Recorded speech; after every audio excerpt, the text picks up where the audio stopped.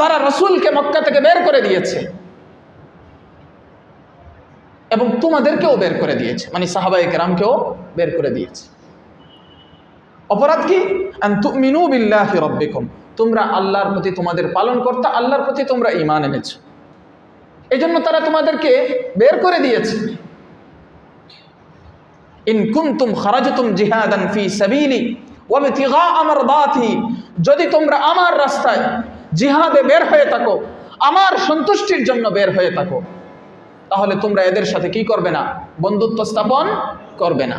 তুসিররুনা ইলাইহিম বিল মাওয়াদ্দাহ, তোমরা গোপনে গোপনে ভালোবাসা বন্ধুত্ব স্থাপন করবে, এটা হতে পারে না।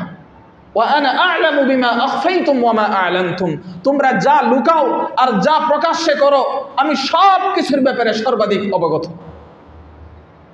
এত সুস্পষ্ট বার্তা বলার পরেও যারা এরকম করবে ফাকাদ যাল্লা সাওয়া'আস সাবিল, তারা সরল পথ থেকে বিচ্যুত হয়ে গেছে। কথাটা সম্বোধন করে বলছেন সাহাবায়ে কেরামকে, নবীজিকে। আমরা কাদের অনুসারী? নবী ও সাহাবার অনুসারী, তাই না? তাহলে এই আয়াত আমাদের জন্য কিয়ামত পর্যন্ত প্রযোজ্য কিনা?